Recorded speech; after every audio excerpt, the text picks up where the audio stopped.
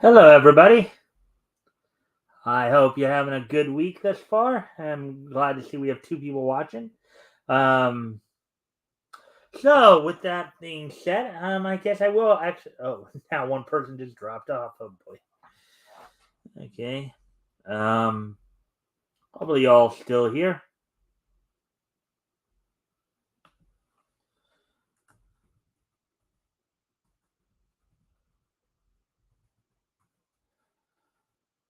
Right. Well, I was actually thinking about maybe even getting right into it, but if not other people, I guess we'll have to wait to see if anybody comes back or comes in. I guess we'll wait a few minutes to give people a chance to come in and all that.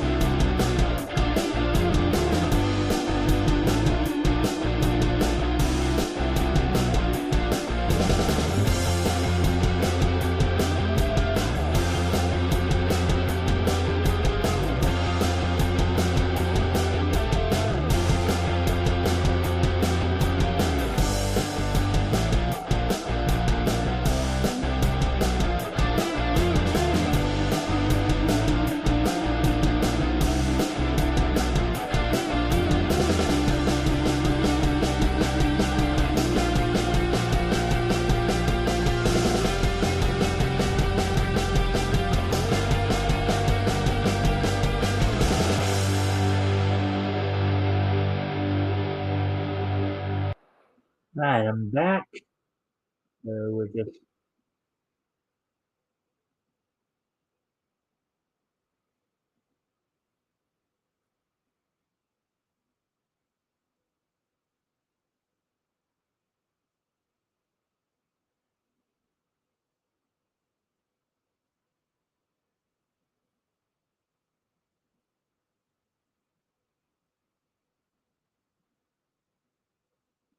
right in. Just,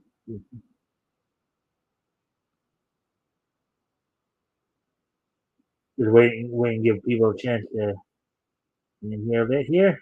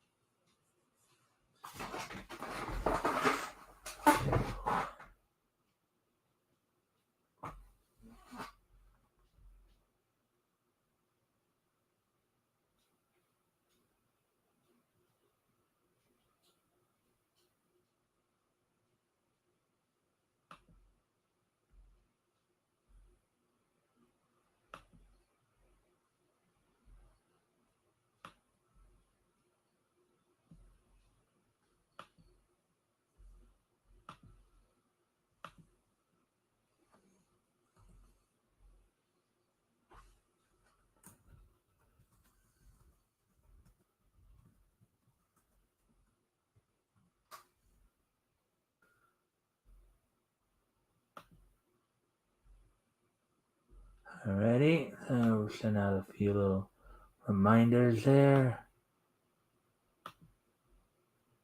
Just waiting on some more people to show up before we get started here.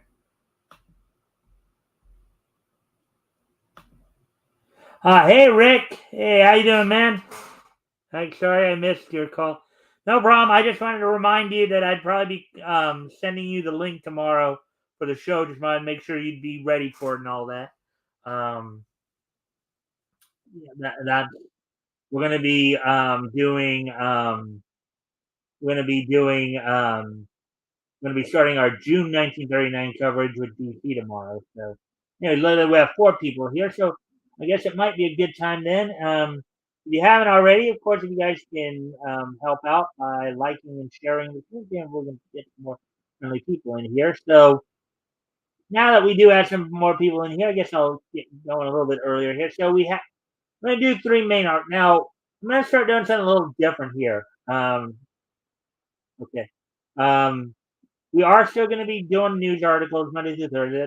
That's correct. We're going to primarily, of course, be using bounding into comics and and um,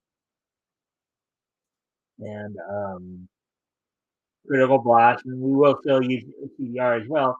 The thing is, if let's say if I have a night where I'm using bounding into comics, and we run up a little short on time, I might do we might do some articles from CDR, just kind of flying on the seat of the pants there. So just to help fill out the time a little bit more. So on that's on Monday through Thursday. So, anyways, let me go ahead and look at what we have on tap for tonight. So we basically do have 3 articles we're going to look at tonight, at the very least. Um, some apparently some possibly tragic news that um, happened, I guess, sometime today or sometime within the last 24 hours or so. So one of the stories we're going to talk about is Yu-Gi-Oh! Creator Kazuki Takahashi, where he lost life attempting to rescue swimmers from ocean rip current. We will start off with that.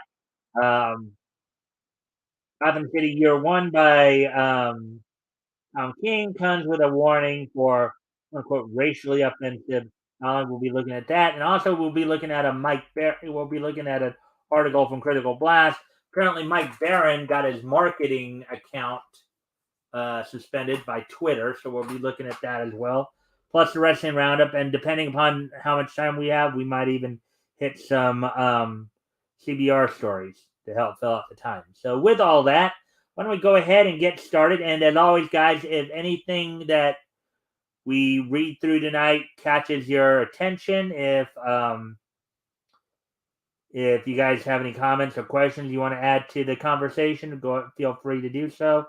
If it's a question, I'll do my best to answer it if I can. Anyways, why don't we go ahead and get going on this? So the first story we're going to look at tonight here is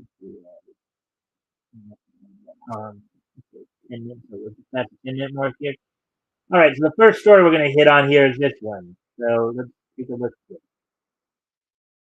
Yu-Gi-Oh! Creator Kazuki Takahashi reportedly lost life attempting to rescue swimmers from ocean rip current.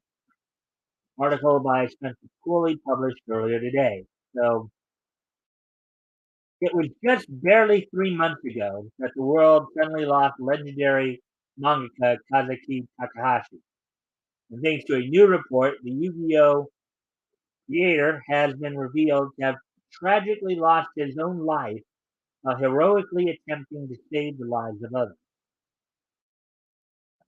And this is, of course, you have the 3 main protagonists, the 3 of the series. You have Yugi down there from the first series. You have Jade and Yuki from GX, and then I think that Yuko or Yuki Fudo or something like that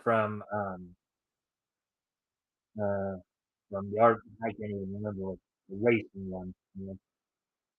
Anyway, oh yeah, and there's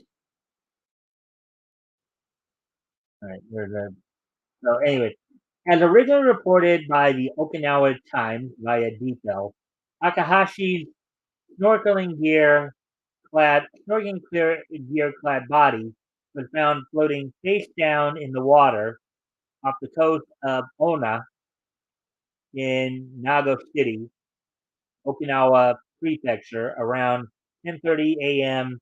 on July the 6th. Looks like about 4 months ago, over 4 months ago. Um, Retrieving the mangaka's snorkeling gear clad remains following a report of a potential quote unquote dead body floating to the Nago Coast Guard station from a passing boater. Authorities later asserted that Takahashi had already been dead for at least 1 or 2 days prior to his discovery. Okay, so I guess they finally got the autopsy done, and now they've confirmed how he died. I guess is how it's going here. Um, yeah. Move forward here. There's some artwork from him from 2011. Um, at the time, little was known about the circumstances surrounding Takahashi's mysterious death, with a preliminary investigation uncovering little more than an abandoned rental car registered in his name sitting on a beach road in Ona village, um, about 12 kilometers from where his body was found, named Mermaid Grotto. An interesting name for a particular place, huh? Mermaid Grotto. While many suspected either foul play or suicide, authorities have since discovered that these theories couldn't be further from the truth, as the mangaka actually died a hero.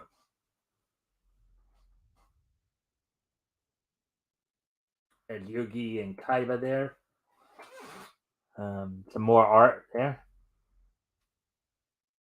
This revelation was first brought to light by U.S. Army officer Major Robert Bourgeau, who was recently nominated for the branch's Soldier's Medal, quote, awarded to any person of the armed forces of the United States who distinguished himself or herself by heroism not involving conflict with an enemy.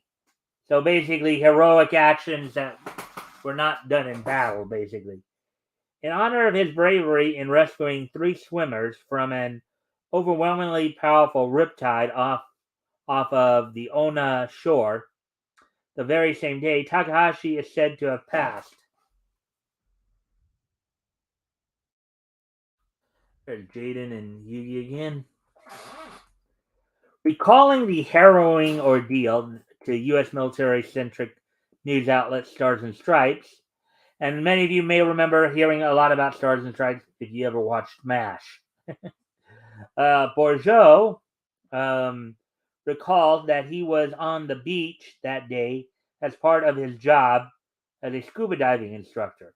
However, shortly after arriving at the Mermaid's Grove shore, the same location where Takahashi's car was eventually found, to meet 2 of his students, Bourgeau was alerted to a Japanese woman, her daughter, and a U.S. soldier calling for help from within the clutches of a simultaneous rip current / whirlpool in the open ocean. There's some artwork from Dark Magician Girl. That looks like they got her aged up a bit.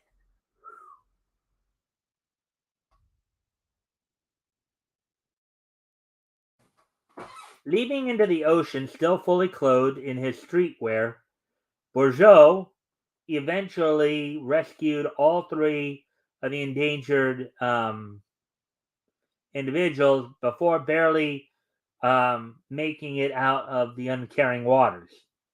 It was Bourgeau's aforementioned students who eventually confirmed the mangaka's fate, as once the water had settled, no pun intended, the 2 informed their teacher that they had seen Takahashi enter the ocean right behind him, snorkeling gear equipped to attempt to assist in the rescue effort. No. Wow. Life for the Sky Dragon would be easy. Did anybody say anything about any of this thus far? No. Maybe two of you.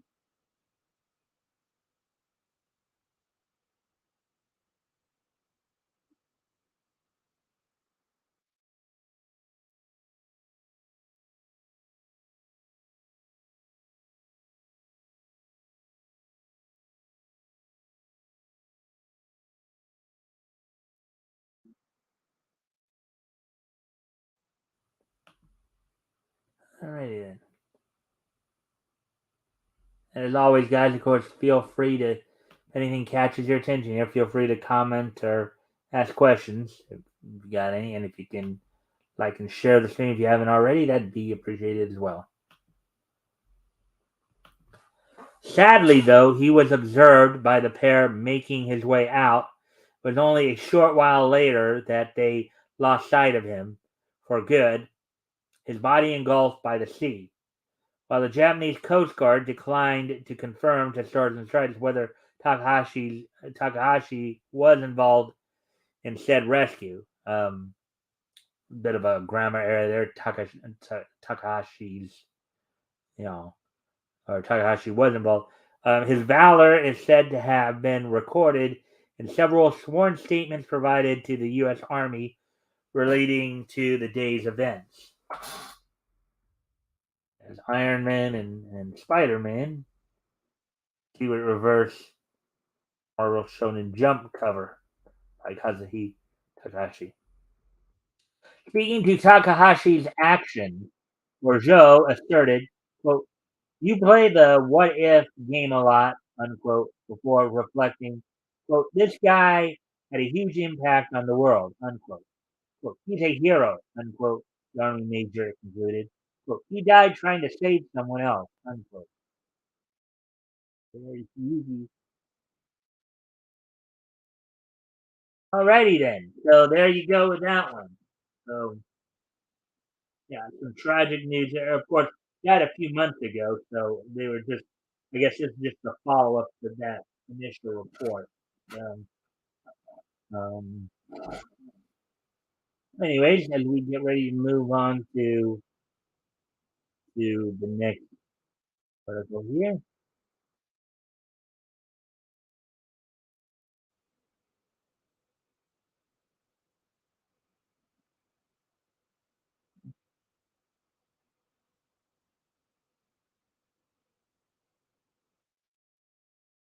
All right, Gotham City Year One by Tom King comes with a warning for quote unquote racially offensive dialogue. Article by J.D. Augustine published earlier today, October 13th. So DC's newest Batman spin-off prequel series hit shelves this month, and it comes with a not so surprising content disclaimer that warns about racially sensitive and quote unquote offensive terminology that shows up in the book.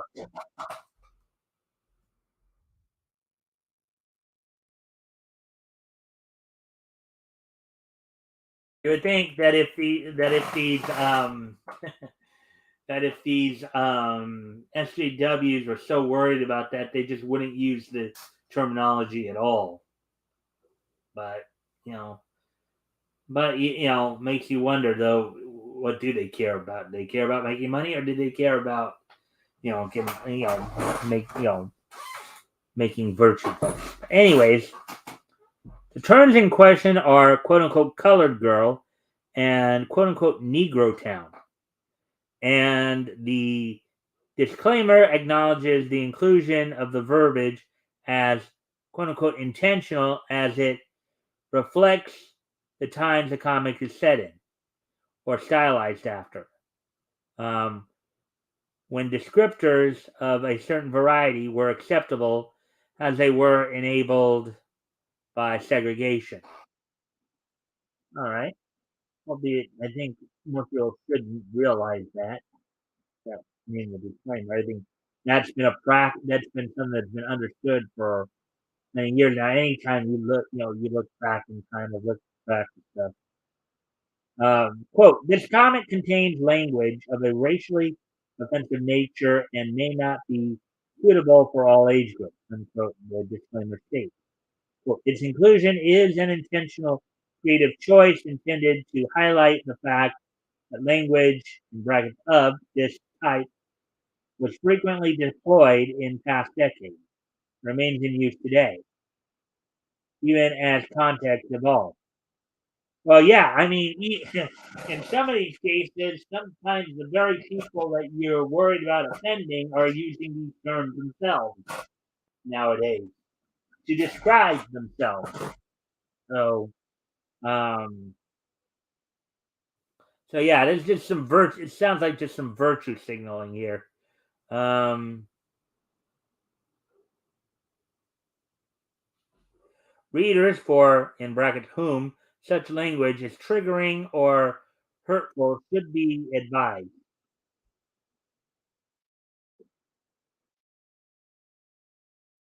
The reason the above expressions appear in the latest tale from year one is not random.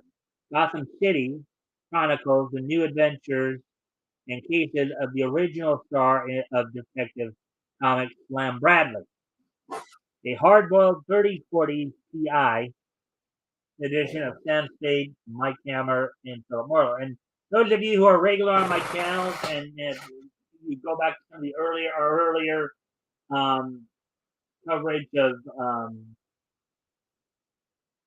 some of our earlier coverage of historical comic books. Right? We've read some of the older Slam Bradley Slam Bradley features. Now, I don't think I've ever seen Slam himself, use too many offensive. Maybe more some that might have been to the offensive against more Chinese people. Didn't have as many black people in comics back in those times. But anyway, um, readers familiar with the Golden Age and Bradley understand he and that time period were noted for their casual use of that type of language as well as their characters ethnic groups, particularly blacks and Asians.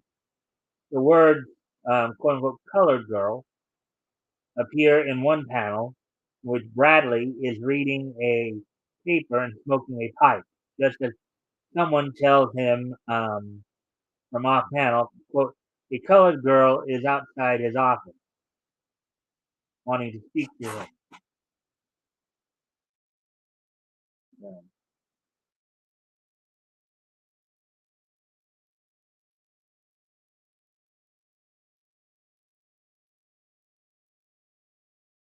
Finally, quote unquote Negro Town refers to a black populated section of Gotham where there is brewing unrest. Bradley hears the locals in that part of town aren't happy that the uber rich Wayne family is building a factory in their backyard. They, quote, hate him, unquote, as in Thomas Wayne, presumably, and might, quote, grab his kid, unquote. The kidnapping of the infant Wayne heir is the heart of the story and does press Bradley into the family's distraught servant. But who took the child is a mystery. So at least in this painting here, you know, they're connecting Slam and Bruce, as Slam being a detective brought in to either help prevent the kidnapping or get him back once he is kidnapped. Like,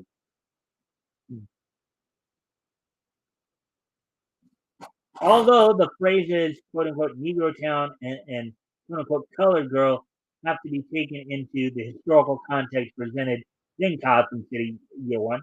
True, exactly, and the sensitivity to such slang are understandable. It is still up to the readers to make up their minds about how acceptable terms like these are, which is true. it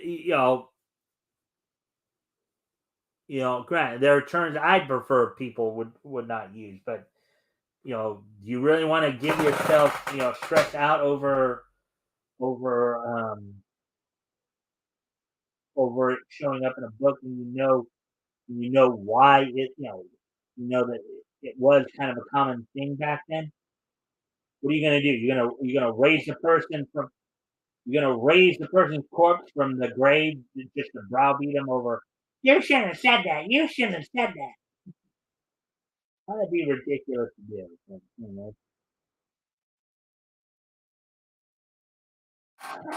From writer Tom King, artist Phil Hester, co-artist Eric Yapster, in DC Comics, the first issue of Gotham City Year One is on sale now.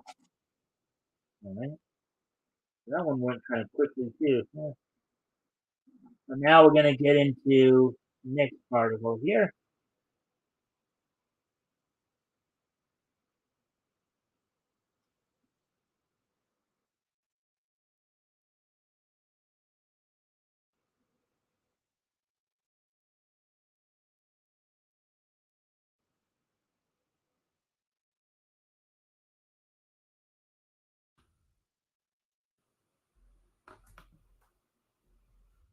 All right. So we got to do something here real quick.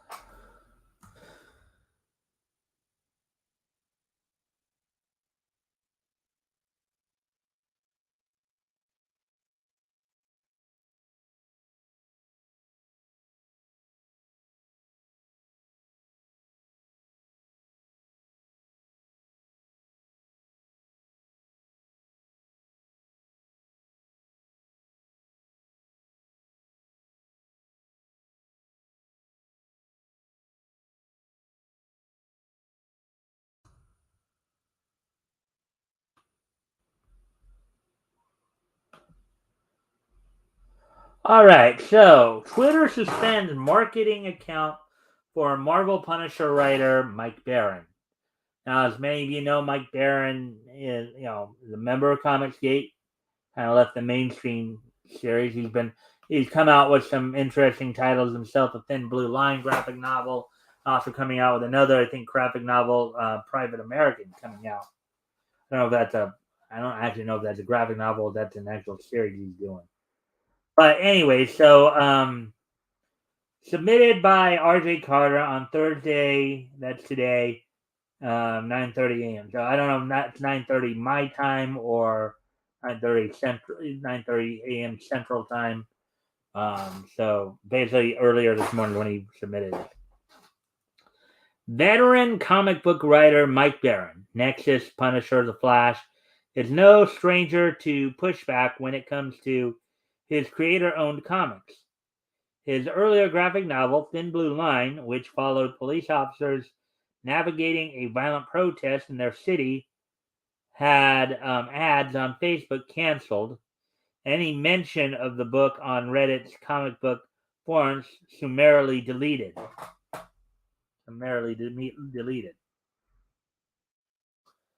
Barron's new offering, Private American, currently funding on Indiegogo, is an oblique spinoff of from the Thin Blue Line.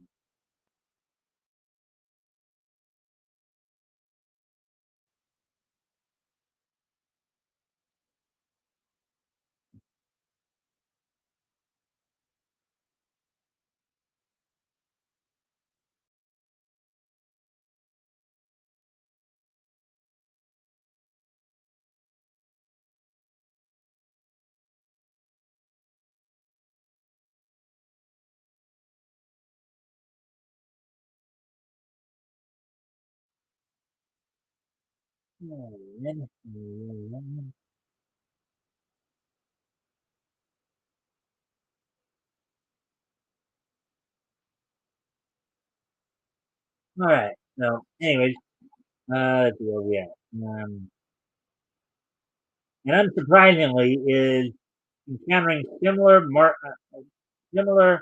marketing speed bumps. The adventure relates the exploits of second generation Cuban American Marcos Marcos Zamora, who has had his fill of the drug cartels and human traffickers crossing the U.S. southern border with impunity, and choosing to take matters into his own hands to help stanch the flow. As with many entertainment media products, a Twitter account was established at PVC, at capital P, capital V, capital P, American, um, which promoted the campaign and pushed out updates related to it.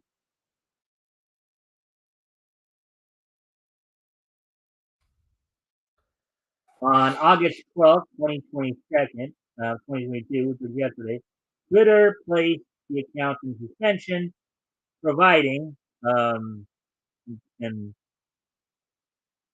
um, as in parentheses, as is often the fashion, no written or verbal information as to why the suspension was enacted, other than the usual boilerplate that suspensions are given for violating the company's terms of service. As of writing, the account is still in suspended status. An appeal has been filed by publisher Chris Bailey. Okay, so, wow, that was a real short article. I thought there would have been more there. Or just, wow, it got straight to the point there. Thought there would have been more there. Okay, so with that now, like I said, wow, all three of those articles took just 33 minutes. So. Okay, so I guess we'll look up some more articles then from CDR and so kind of really short.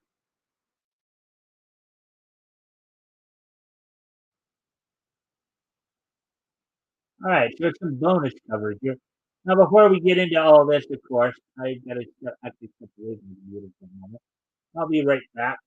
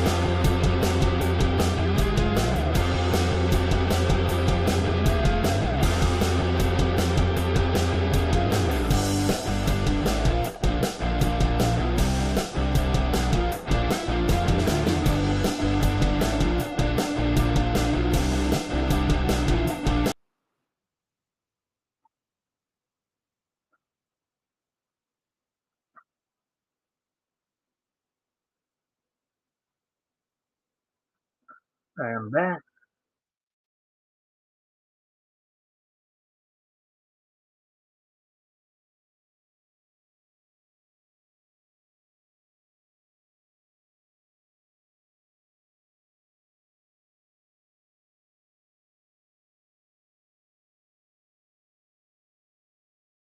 All right. So with that, let's continue on. Let's go through and look for some more articles here. I'll go to the comic section here first. Right. Now,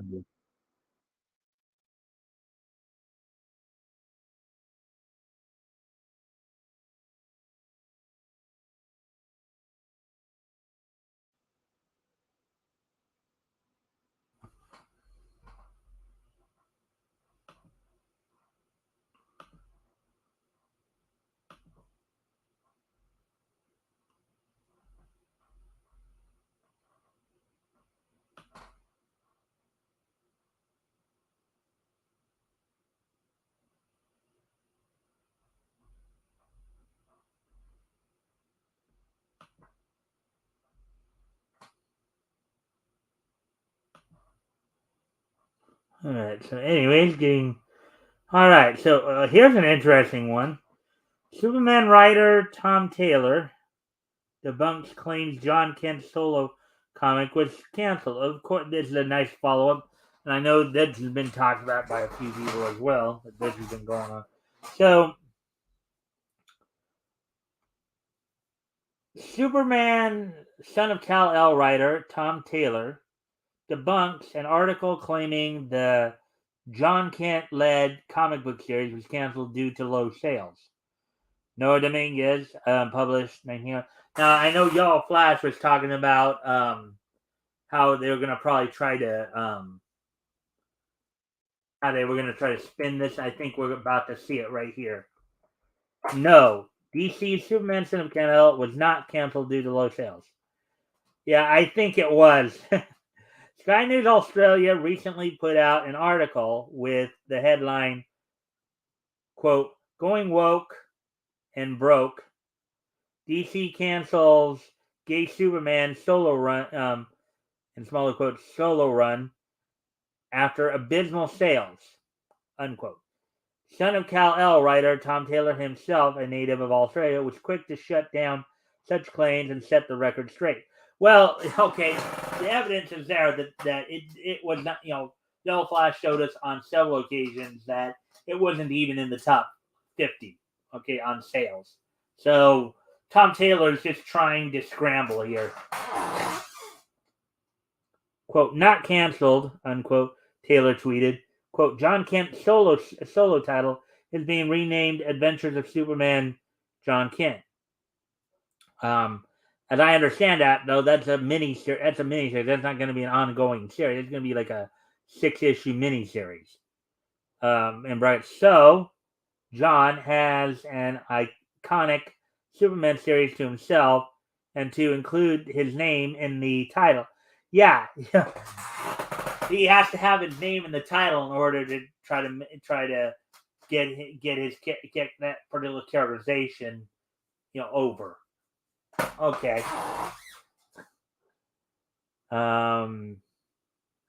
As for sales, let's check what the number one selling comic is on Amazon right now. Oh, try reporting facts. At the time of Taylor's tweet, the best-selling comic book was Superman Son of Kal-El number 16, the series' most recent issue.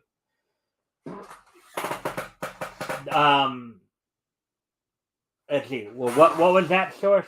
Amazon. I think if you look at ICVD 2, though, probably wasn't. Um,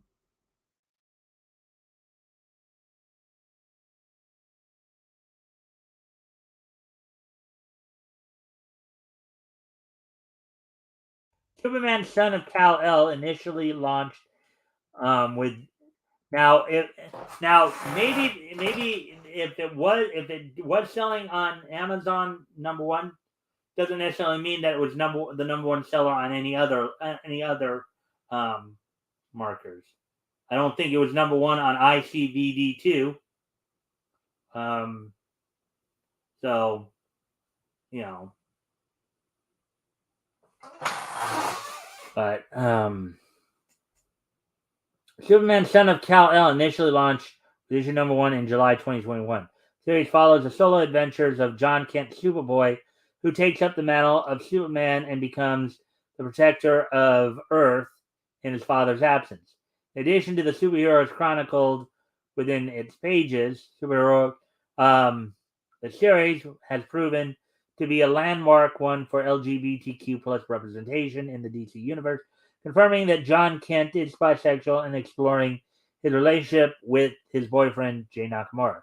Well, okay, Tom, if it's not being canceled because of low sales, then why isn't it continuing?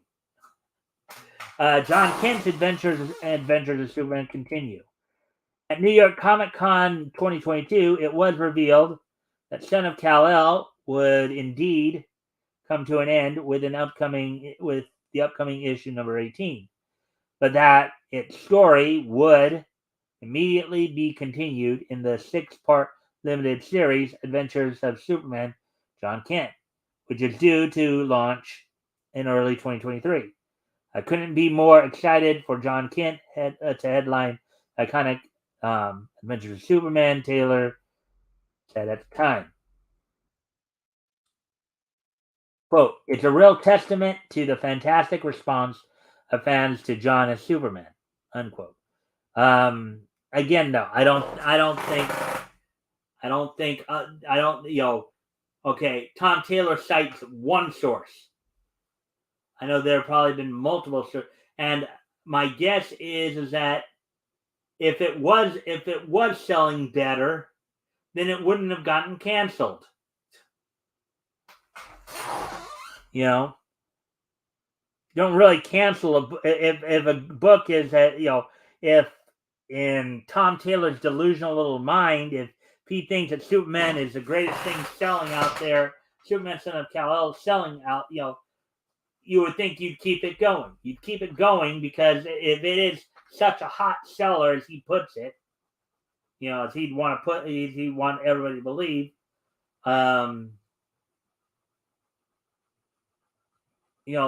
they would not have canceled it because it'd still be making money for them. You don't cancel a book that's selling for you. You do cancel books that aren't selling for you. You cancel books that are consistently not in the top 50 in sales. Among most of the recognized main sellers, being number one on one site. And it's funny because he keeps using Amazon. Amazon, we know, is probably a shill for the mainstream media as well. So, the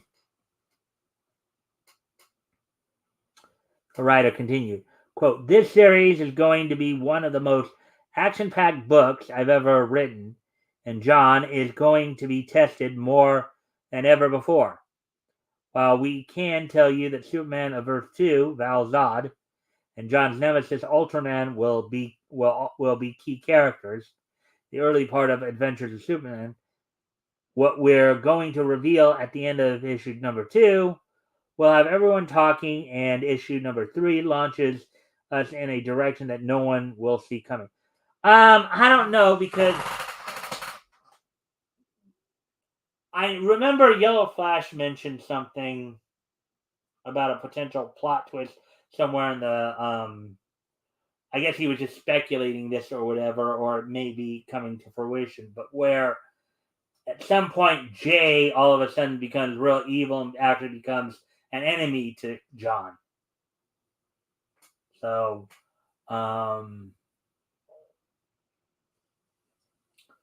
so that aspect is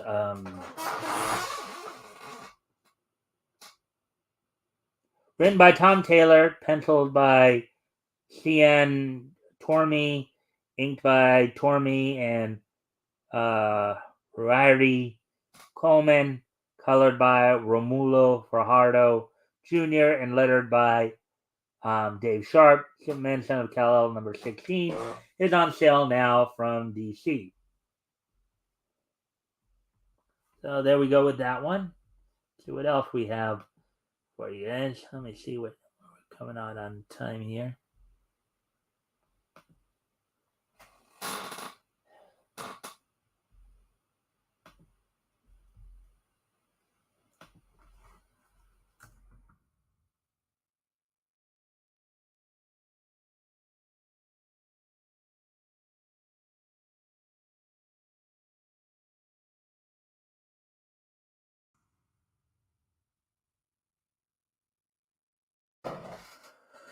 Hello, you fool, I love you. You want to join the joyride? Join the joyride, yeah.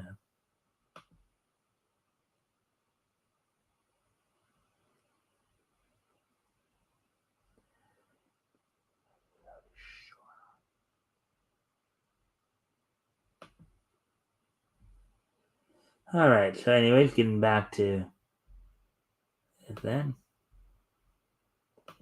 Let's see what else we can find here to...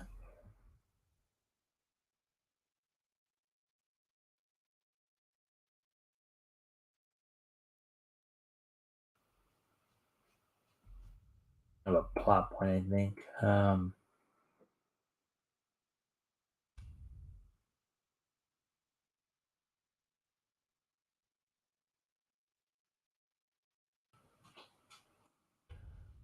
Wait.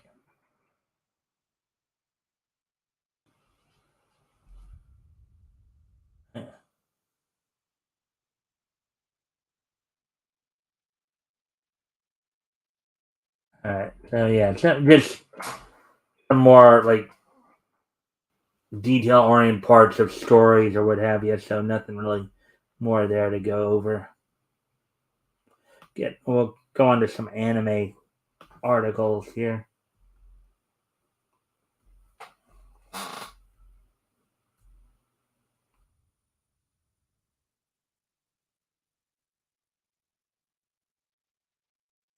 Before we... All right, and I do need to step away from the computer again. I'll be right back.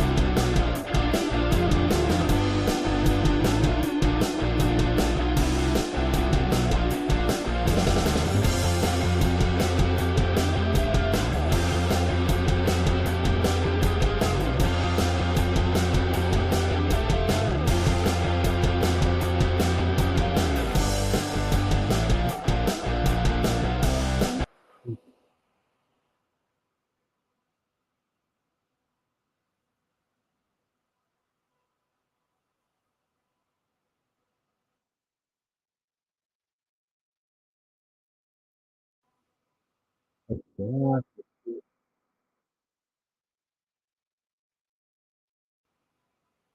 right. Here's okay. Here's interesting little tidbit here. We're gonna- yeah, so, why Spy Family's new furry friend is an ode to Pan. Anya's very own Mr. Dog fits right into Spy Family and the Forger family brand. What does he bring to the table and the audience? Article by Leanne Louise Jealous, illustrator. Look at that, a girl and her dog.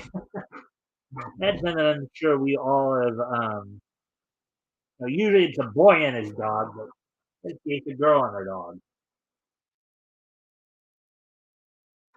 The newest addition, the animated Forger family, has been solidified with the introduction of Anya's very own Mr. Dog. My family has gained traction toward wholesome and seemingly normal family dynamics, but the stakes are constantly raised by the secret behind each family member, including the soon-to-be-named dog, Bond.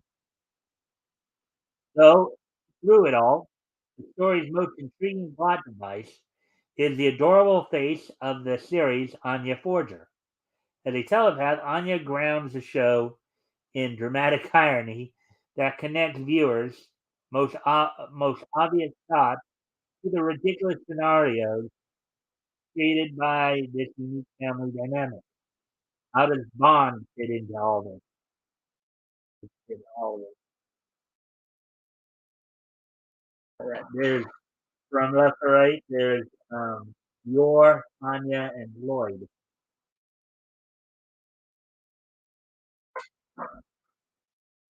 The series first follows Lloyd Porter, a patriarch of the family, and the infamous spy, Agent Twilight.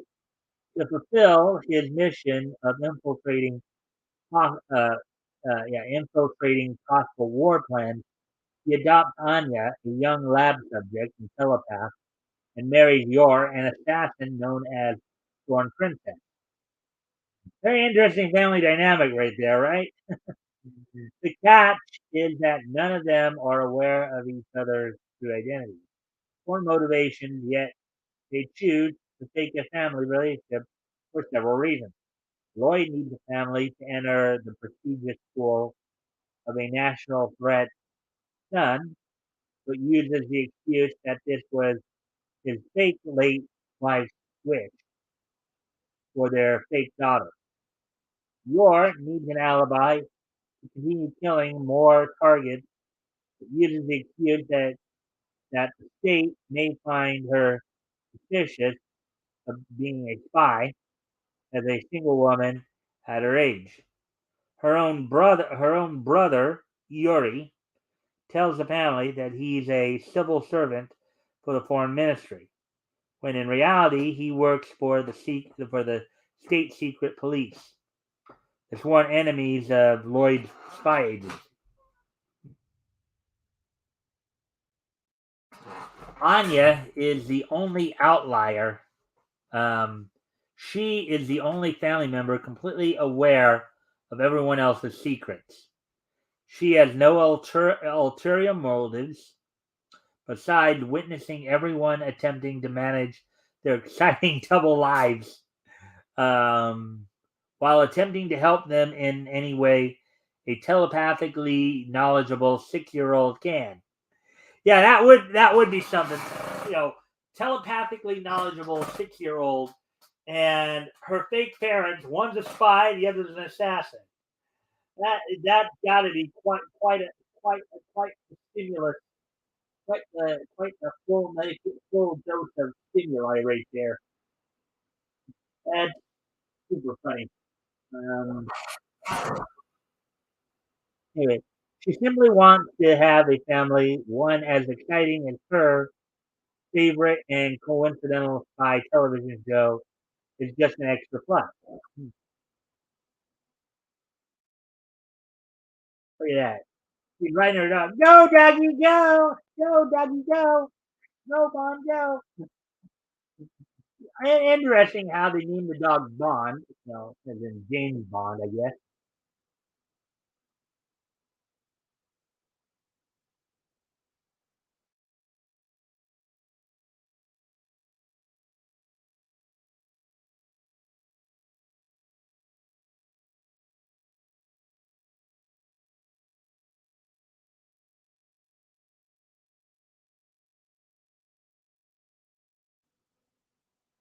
I'm getting ready to move on.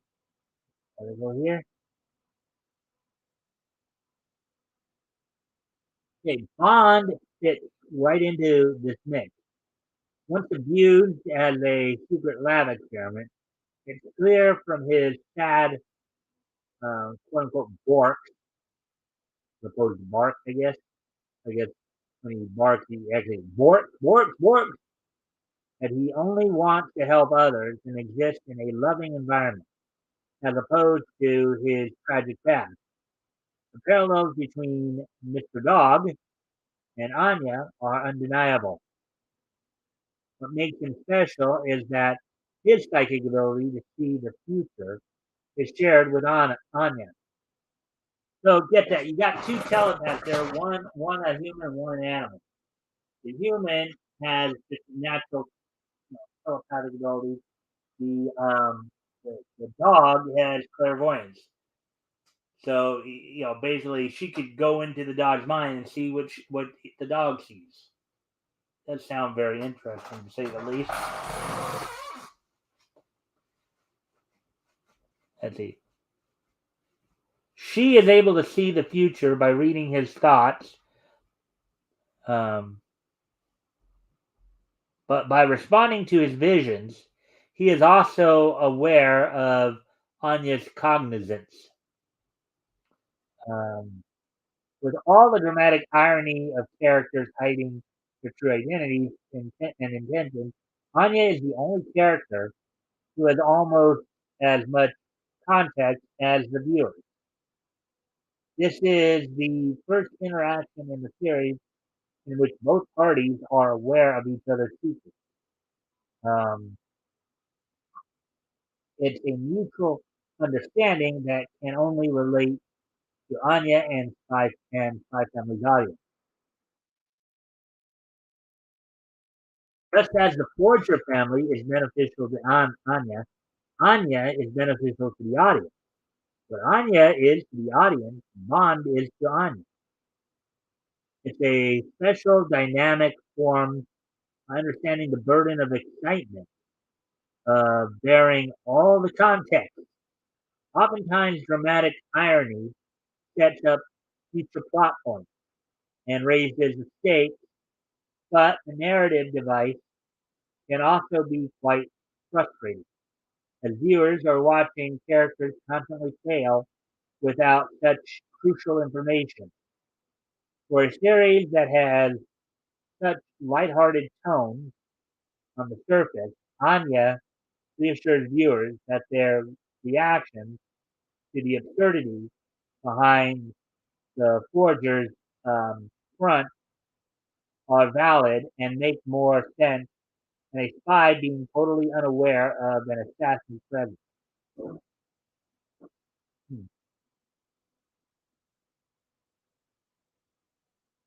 All right.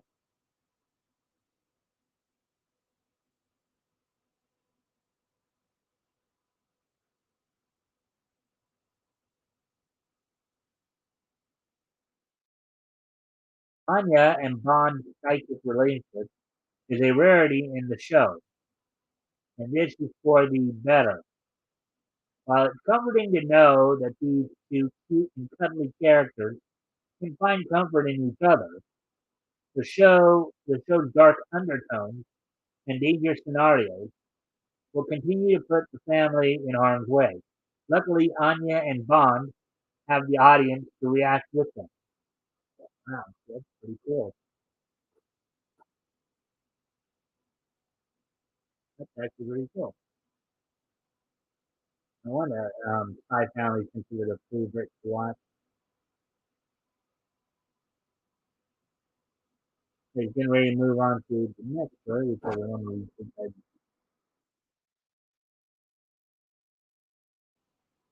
celebrate Naruto's 20th anniversary by remembering the Naruto Ninja Run.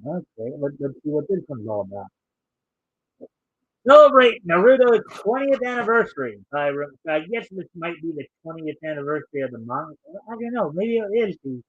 Yeah, because I think the anime actually originally did come out in 2002. All right, celebrate Naruto's 20th anniversary by remembering the Naruto Ninja Run.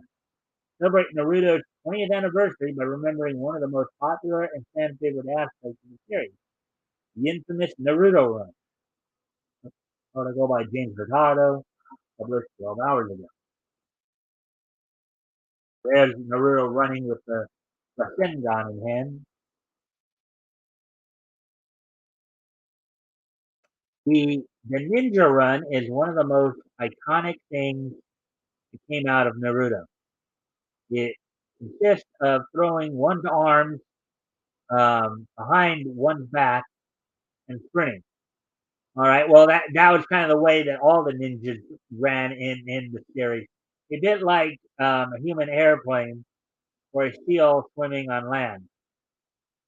Um, while Naruto is not the first anime to have portrayed this kind of running, the show certainly popularized the run due to nearly every ninja in the Naruto universe using it, which is true. I mean, that was kind of the standard way that was kind of the standard way that they would run. Whenever they had to run, that'd be that kind of be the standard way they do it. Now, maybe it's going to perceived to be more aerodynamic or whatever, but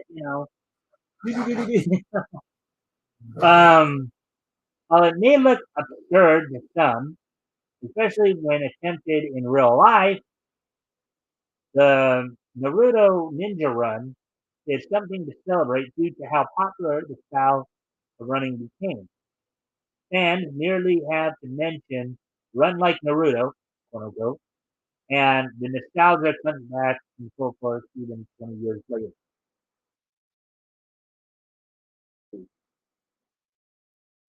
Where did the Naruto run originate?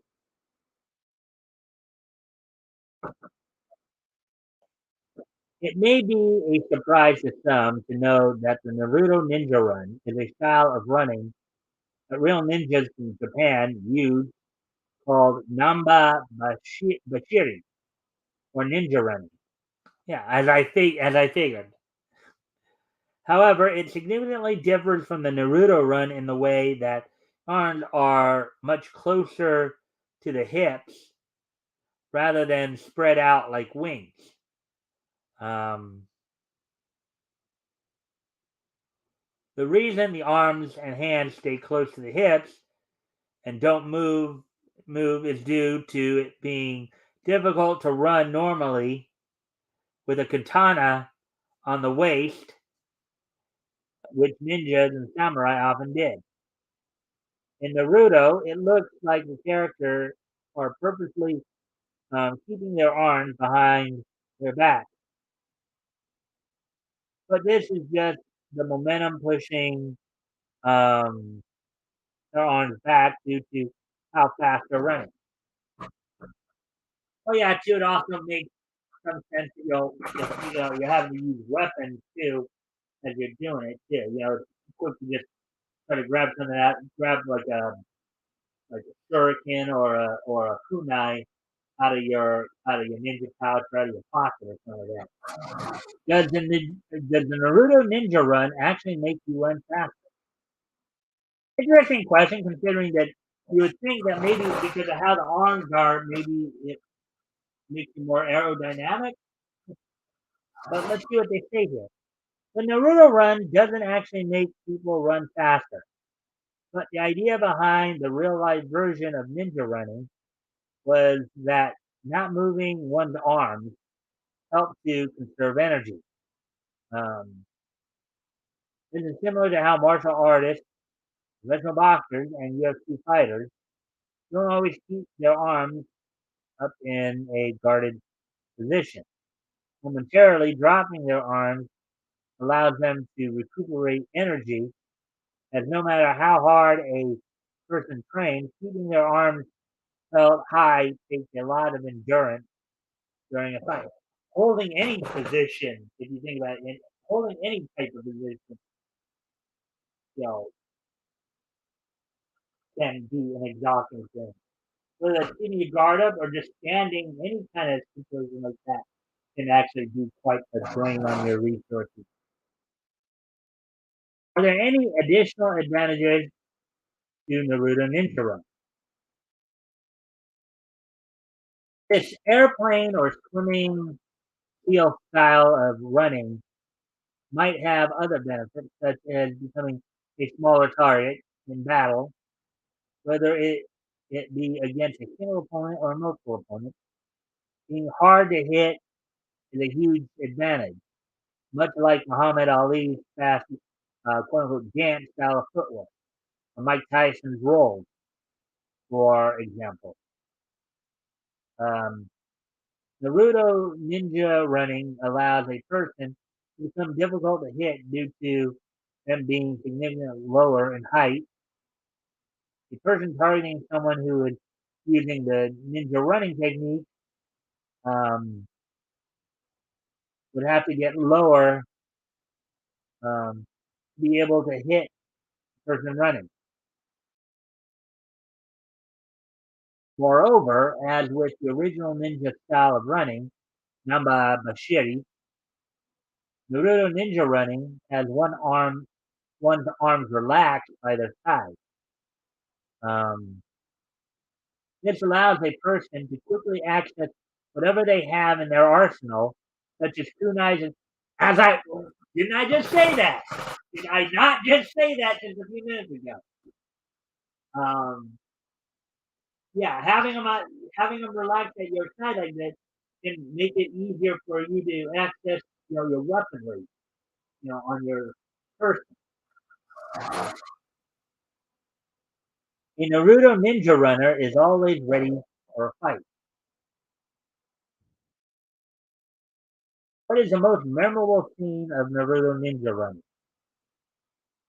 And they're actually showing one of the scenes as part of one of the openings in Naruto, during the Sasuke retrieval arc, um, where the male members of the Konoha 11, Naruto, Shino, Kiba, no, Shino wasn't with them.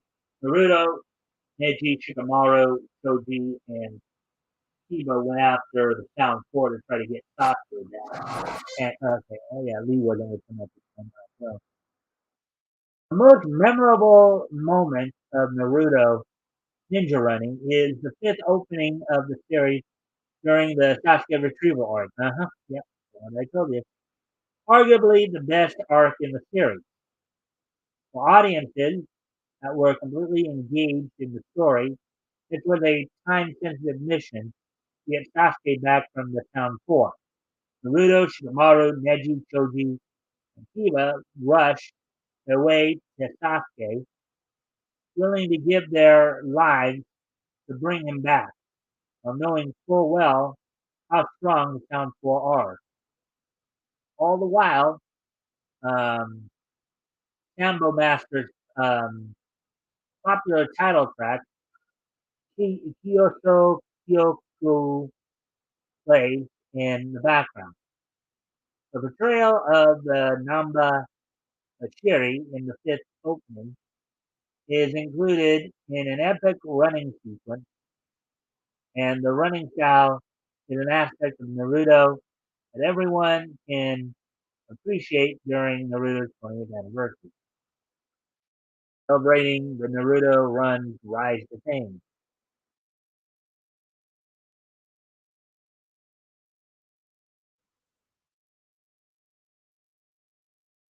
Many anime series before Naruto, such as Dragon Ball Z and Inuyasha, have depicted this style, which is true. I think I have seen that in Inuyasha. Inuyasha runs like that too. Now that you think of it, but it's Naruto that made the Namba Bashiri grow mainstream in popularity, due to how often it's seen in the show.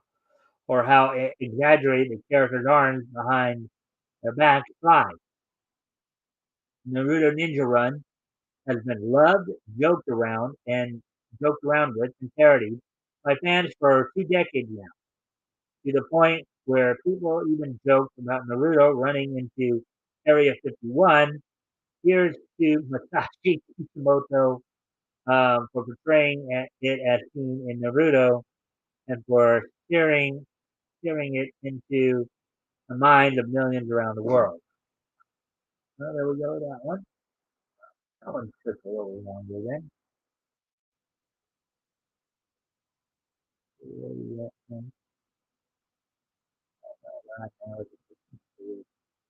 Good thing here.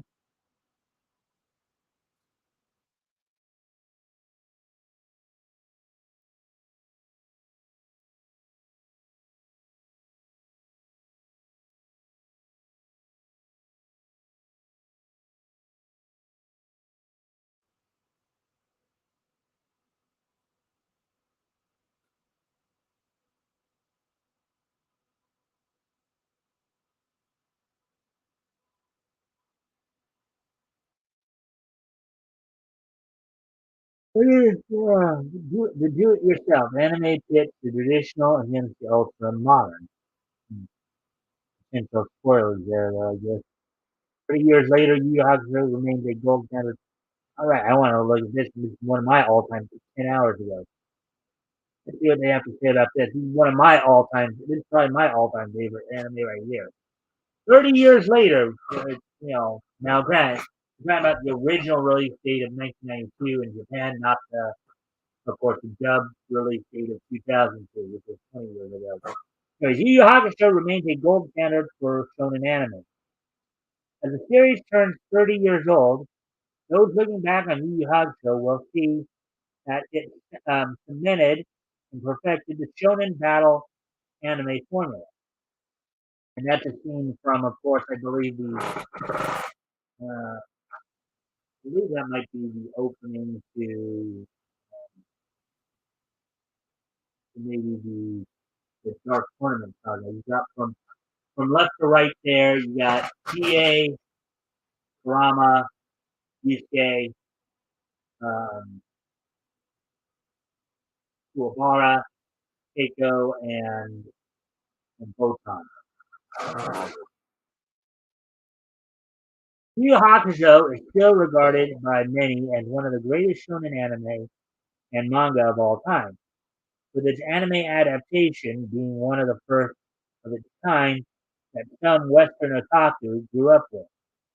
A contemporary of Sailor Moon and Dragon Ball Z, the franchise has had a bit of a resurgence in popularity after years of not quite getting its due.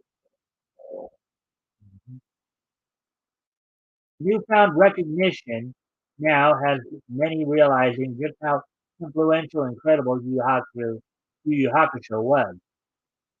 It is a quintessential shonen story in many ways, showcasing its archetypes without rendering them near tropes.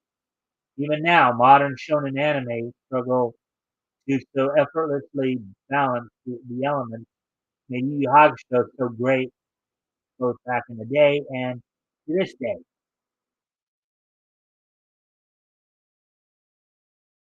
Yu Yu Hakusho nailed action and characterization better than most shonen.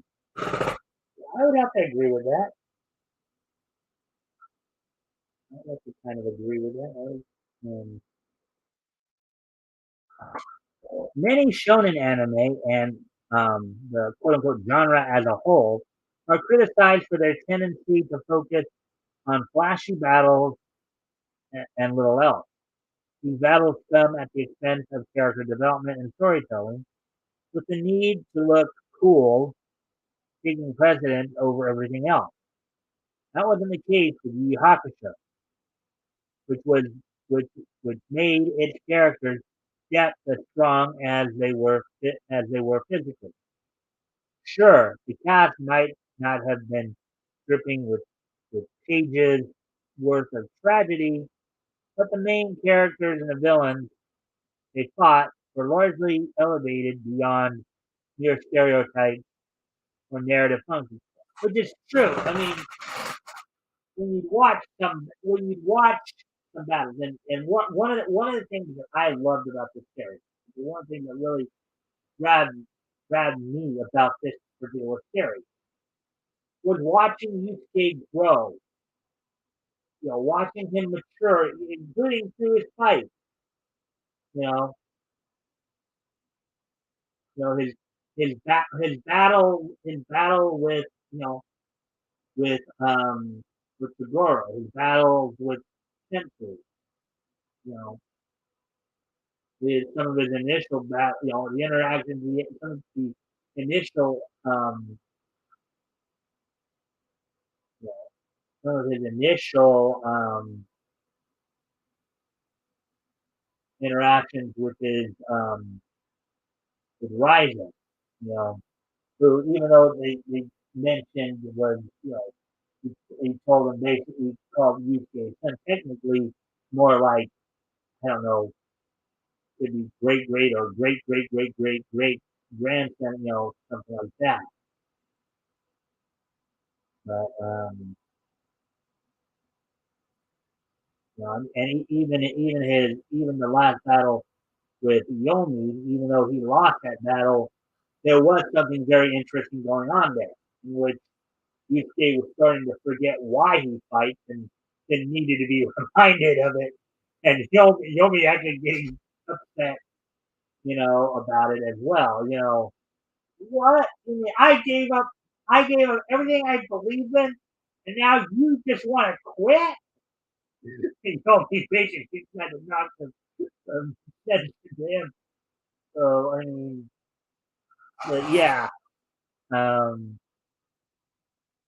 Anyways, um, continuing on with the article here. Protagonist Yusuke Urameshi is quite different from most shonen leads in that he's seemingly not a great person at all when the series starts, which is true. His actions and attitude are those of a delinquent, making him an outcast in a particular way. Whereas someone like Naruto was bullied for things beyond his control, Yusuke was the type to do the bullying toward anyone who happened to make him mad. At the same time, there's nuance and layers behind his actions, with Yusuke having a somewhat rough upbringing that keeps him from being a quote street punk with a heart of gold, unquote. Stock character. Um, those types of cast members would be sidekicks in other animes, so having the protagonist initially be so unlikable was a bold move, which is true. It's like watching that whole thing evolve after he gets run over, and then now having the chance to actually have a life again, you know, um, and becoming a spirit.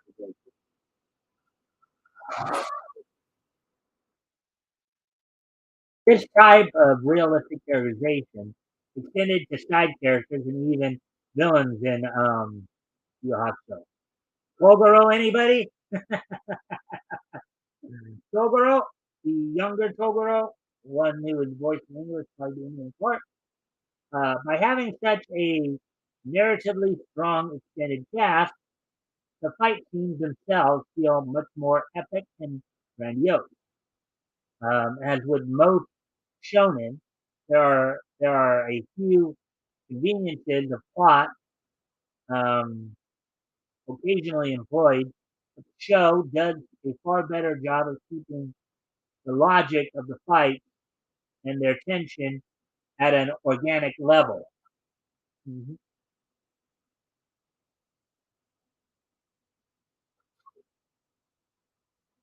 The threat and their effect on the heroes also come off as realistic and honest, um, which leads to another big reason as to why Yu Yu Hakusho is still such an engrossing series. Uh-huh. Yeah.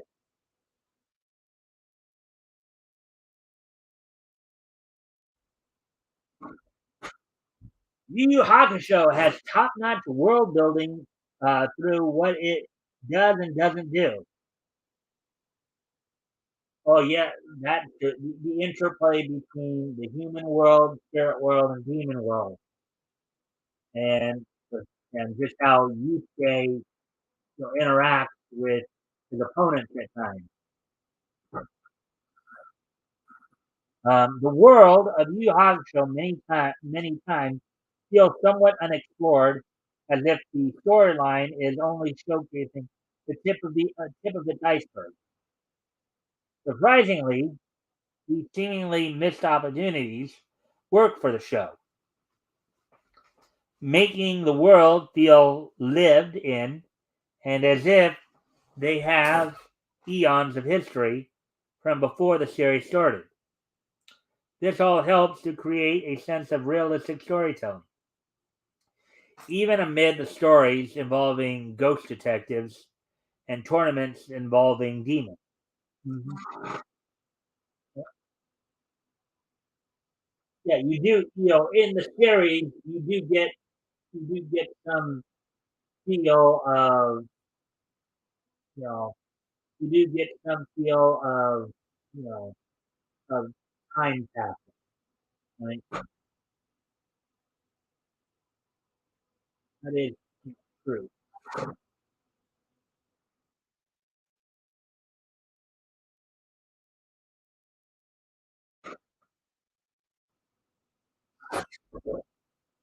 The the verisimilitude in Yu Yu Hakusho once again goes to the characters and their reaction to the world. Would you say saying that the few shonen heroes saying things that few shonen heroes would acknowledge? For instance, the beginning of the chapter Black Saga has him actually break down, becoming weakened and despondent amid news of another great threat. This had happened after he and his friends defeated another supposedly great foe, with being blindsided by another simply too much for Yusuke to process. Stacking quote unquote world ending threat one after another is common in the battles of Dragon Ball Z and even Naruto. But having a protagonist actually comment upon and decry it showed a level of character writing beyond constraints of a battlefield. It's true, and what they're talking about. One thing they talk about there, I remember a specific scene during. I think it was during the chapter Black. In fact, it was because they had just defeated the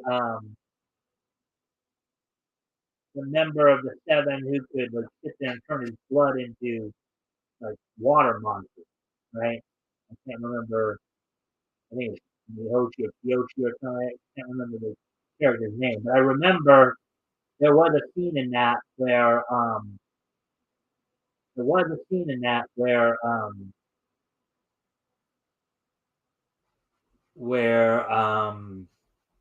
Yusuke and Kurama were actually talking out on Yusuke's balcony, and at one point, and of course, the English version I was watching, where you had Yusuke voiced by Justin Cook, say, there are a lot of things I see on the news that piss me off and maybe make me want to go there, but I don't.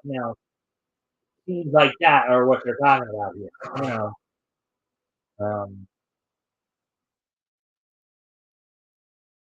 Elements such as these put Yu Hakusho above other shonen of both its own era and nowadays, as it allowed the series to move beyond more expectation and perceived near perfection.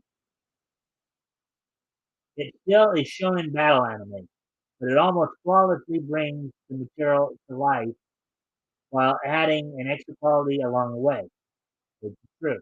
Now that the series has turned 30 years old, many are still looking back fondly, given all that Yu Yu Hakusho gets right.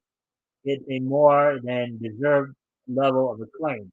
Yu Yu Hakusho can be streamed through Hulu, Crunchyroll, Funimation, and TV. Yeah, I mean, again, one of my all-time favorites. You know, it would be back when it first came out. It was like you said, 14 years old. So let's just say it was 30 years later here. Let's say what would UK's life be like right now at 44? My guess would be know his friends are all still be around, obviously a lot older. Um,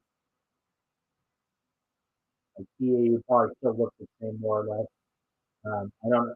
I think Karama towards the end of the series gave up. I think Suichi and Karama separated. Karama left Suichi's body, and he might have aged now. But might be interesting to see. I'd be interested to see if Keiko and Yusuke gave birth to a to another like Mazaku.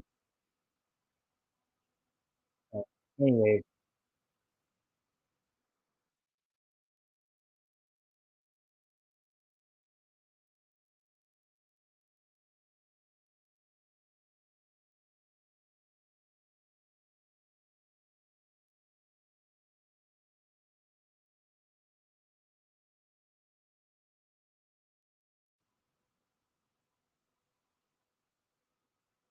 that was hour 33. So I just try to just finish off the anime. And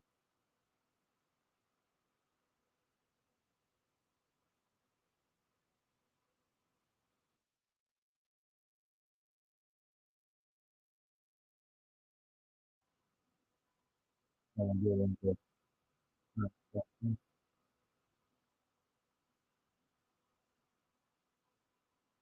get a step away from the computer for a moment. I'll be right back.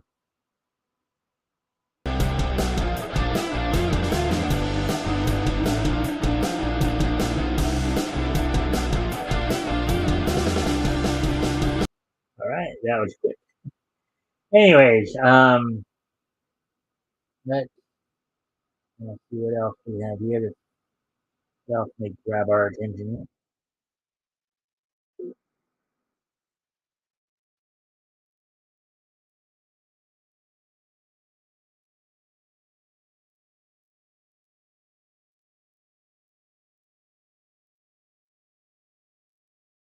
All right, so I think we hit enough. Let's see, where are we at on time? Uh, I may try to see what may. We got to. Let's see what on it. See if we can find any cartoon news of interest. I got to let's see cartoon.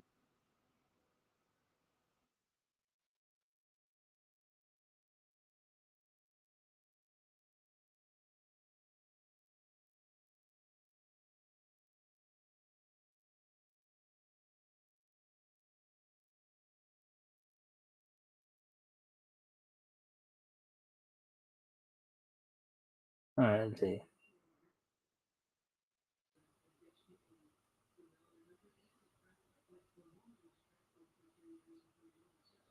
All right. That sounds like a spoiler.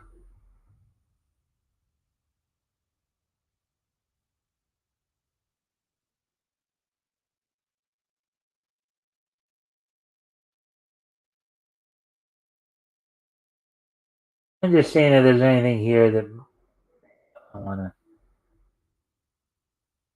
The Simpsons story we saw down there seemed like it might have some spoilers in it. Right there.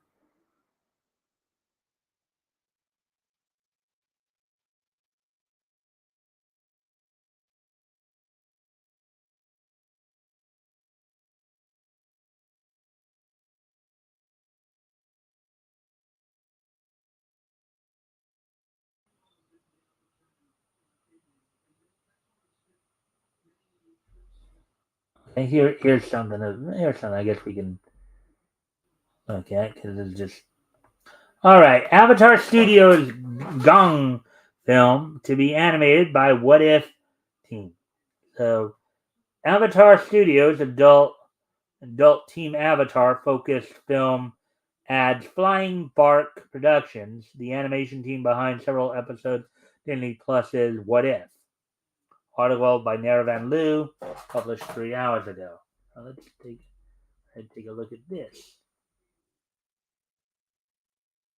It was only months ago when Avatar Studios officially announced the development of a full-length feature film continuing the story of the Gong from Nickelodeon's beloved animated series, Avatar: The Last Airbender.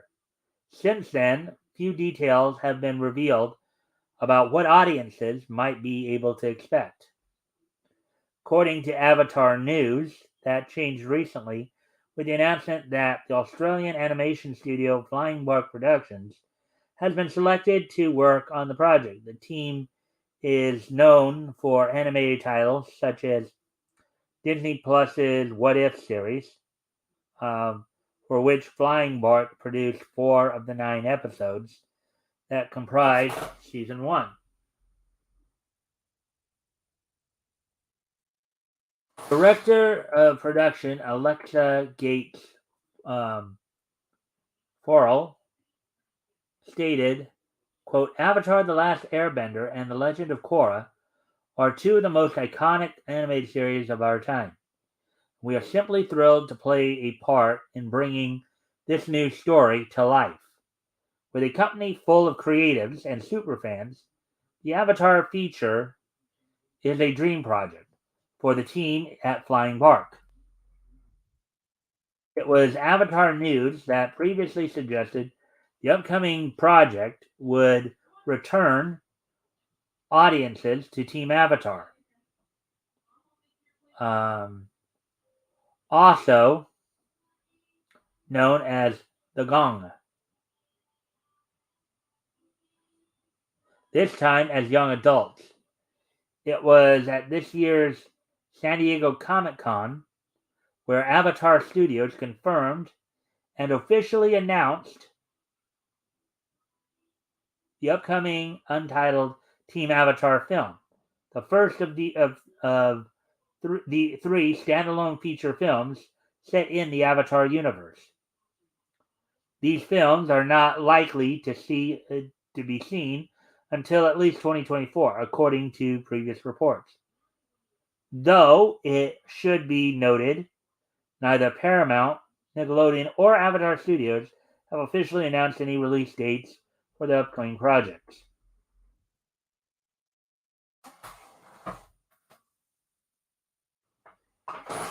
It's uncertain what kind of animation style Flying Bark will utilize for the feature film. The animation style of Marvel Studios' What If series combined 2D and 3D animation, which is similar to what previous reports suggested Avatar Studios would use for select projects. Where Ong and the gang left off. Following the events of Book 3, Fire in Avatar: The Last Airbender, the members of Team Avatar appeared throughout The Legend of Korra as adults, shaping Republic City and the 4 nations. In fact, several directly aided Korra in her journey. Prior to this, the Gong stories continued in the comic books, published by Dark Horse Comics.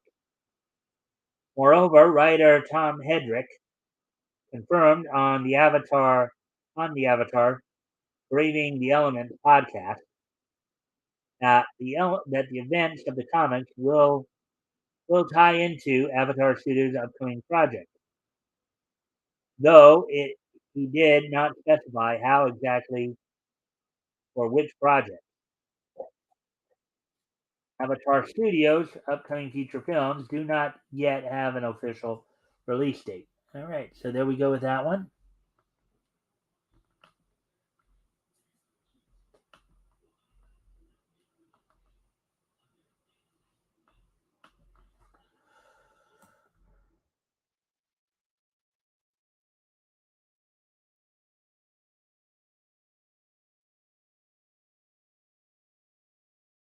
All right.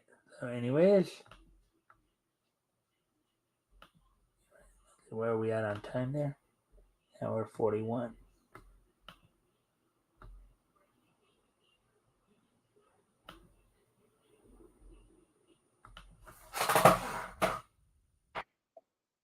There's no set ad.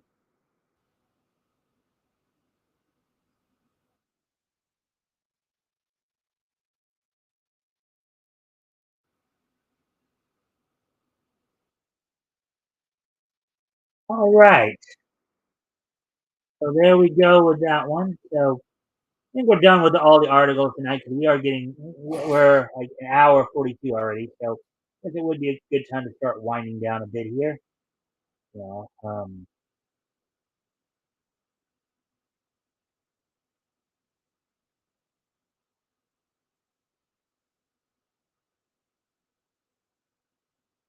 so we're at an hour 42, so it might be a good time to start.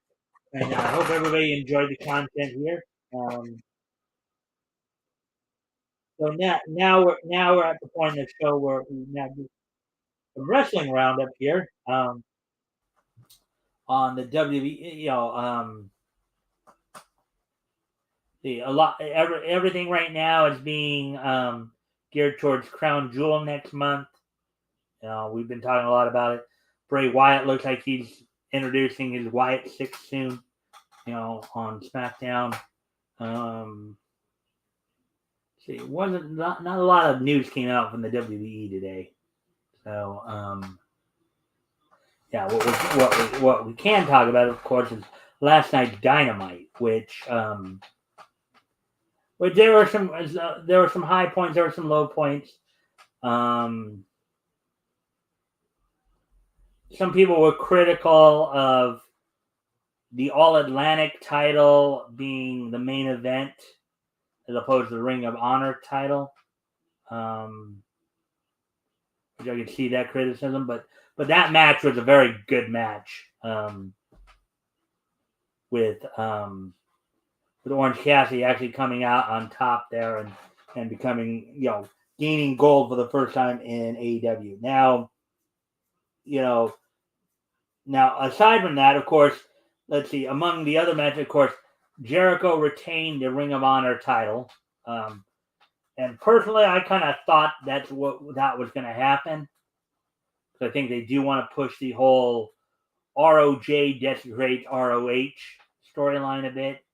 The one aspect that probably disappointed a lot of fans was um, Daniel Garcia's reversal back to being a heel, where he basically looked like he was gonna, try to intervene on Danielson's behalf, but then nail Danielson with the belt.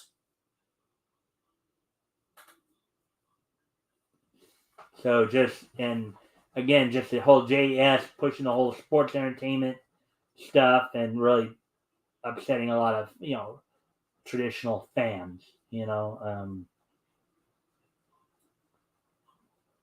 know, but it does leave you to wonder then, if they're going to continue that whole um, Ring of Jericho desecrating Ring of Honor storyline,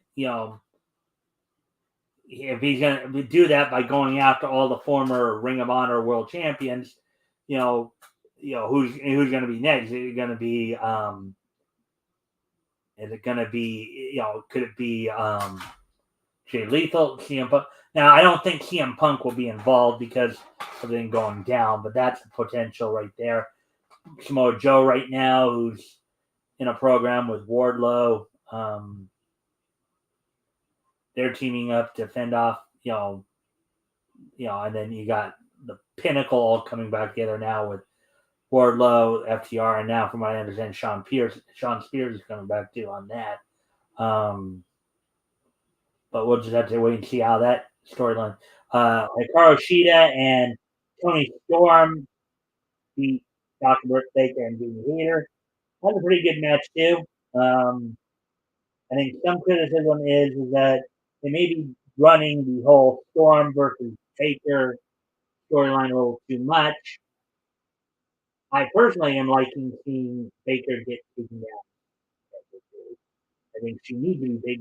I think just some people's criticism might be a good idea to maybe put and I know some people have been saying that since the Reyes has come into AEW that they're now possibly maybe trying to book the Rhea Baker feud, which might be good.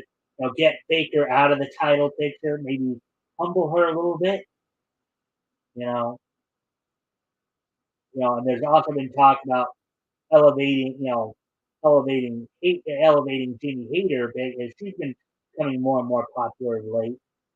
There was a tease of a possible Hayter Baker feud heating up, but that seems to have cooled off of late.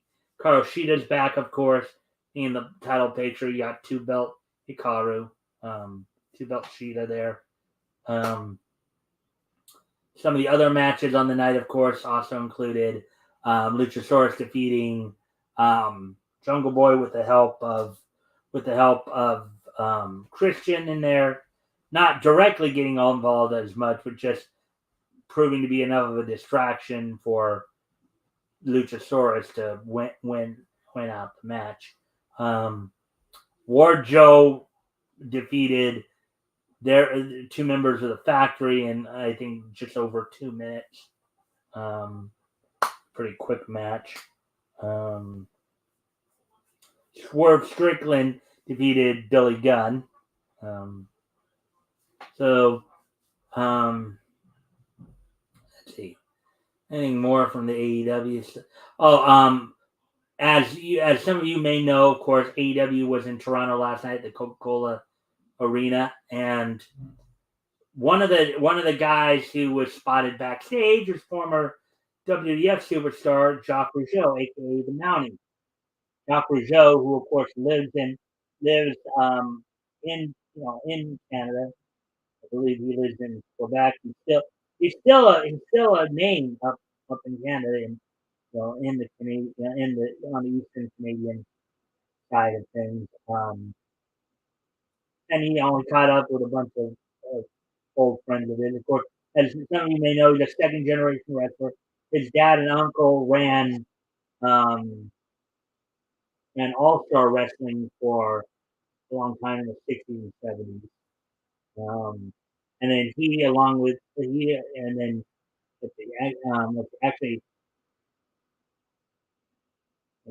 he would compete in international or Lucha Internationale or international wrestling when it was owned by the late Bravo, Brito. So,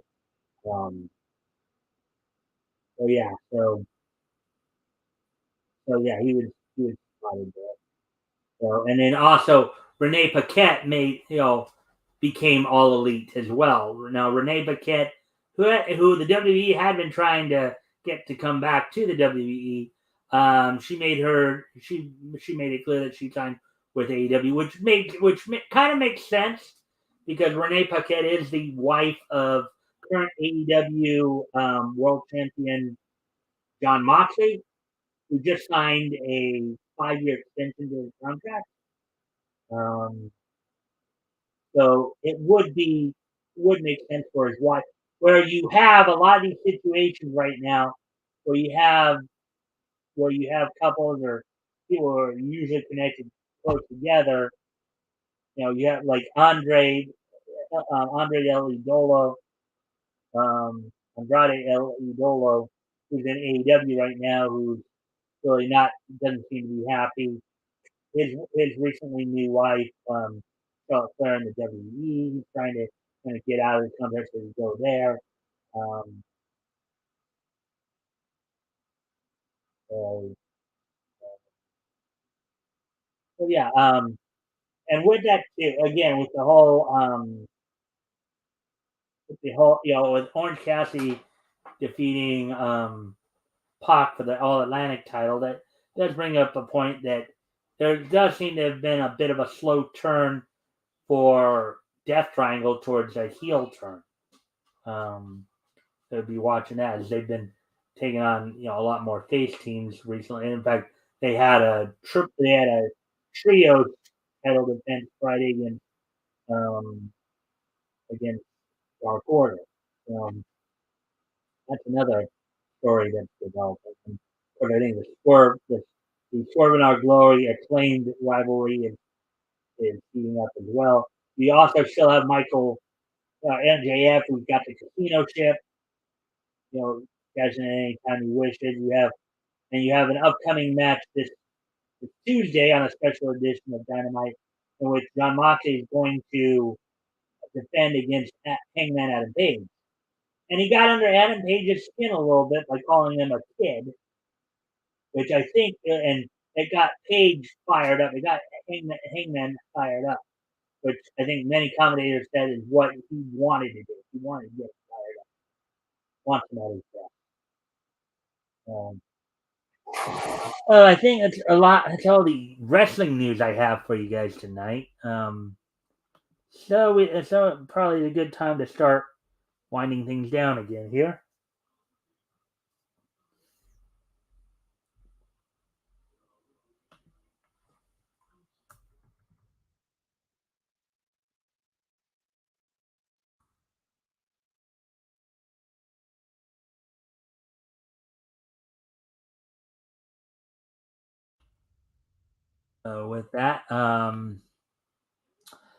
With that, why don't we go ahead and start winding down by of course, um,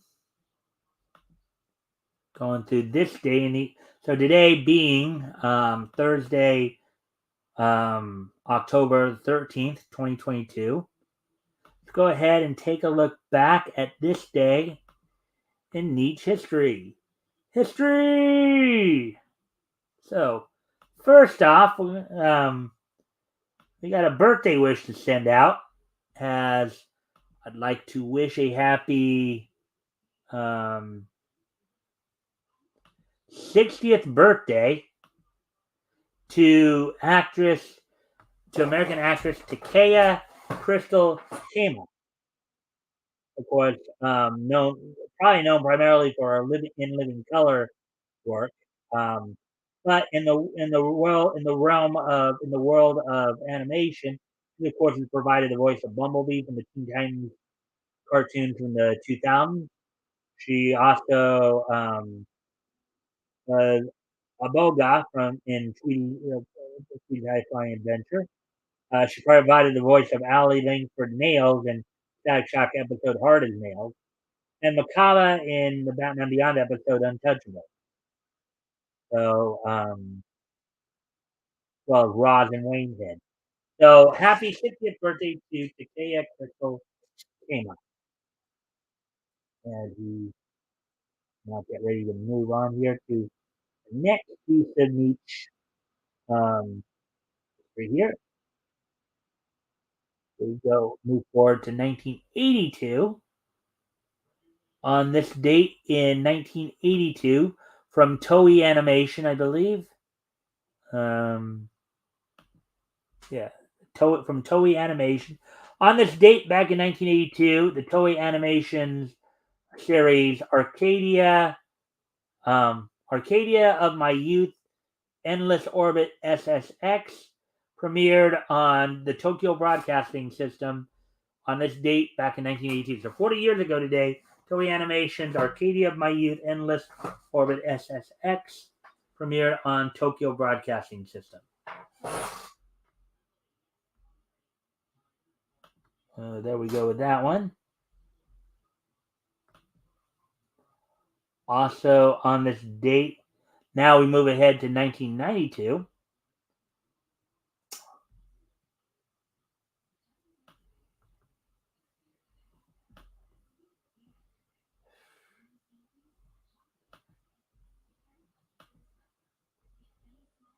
On this date in 1992,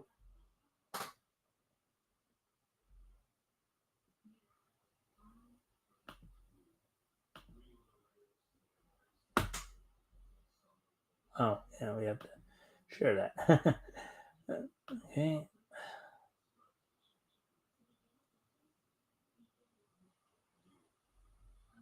On this date in 1992, The 35th issue of Cheval Noir from Dark Horse Comics went on sale on this date back in 1992. It sold, it was published by Dark Horse Comics. The book ran a total of 50 issues. This is the 35th issue. Went on sale on this date for $2.95, was 32 pages. So on this date, back in 1992, 30 years ago today, the 35th issue of Cheval Noir went on sale on this date.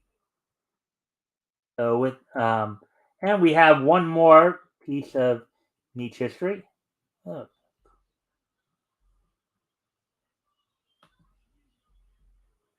Hit the wrong thing there. Okay. Anyways, okay,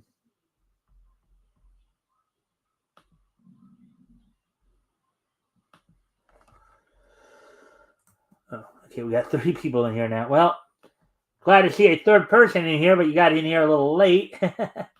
We're just wrapping up here. But the last piece of niche history we want to get into here.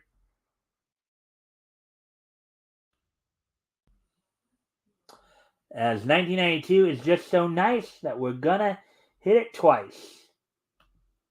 As also on this date, aside from what we just talked about with the comic, on this date, during a WWE Wrestling Challenge taping in Regina, Saskatchewan, Canada, Money Incorporated of the $1 Million Man, Teddy DiBiase, and Erwin R. Scheister, also known as Mike Rotunda, regained the WWF tag team titles over the natural disasters of Typhoon, a.k.a. Fred Ottman, and Earthquake, a.k.a. John Tenta. So on this date, back in 1992, from a WWF Wrestling Challenge taping in Regina, Saskatchewan, Canada, Money Incorporated regained the WWF tag team titles over the natural disasters. So with all that being said, I thank everybody for being here tonight. Hope you guys enjoyed the show.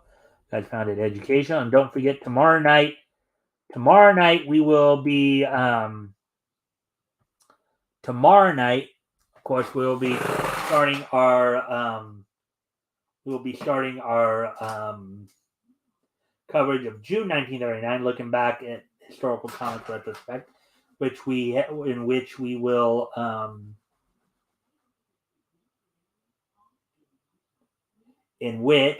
will be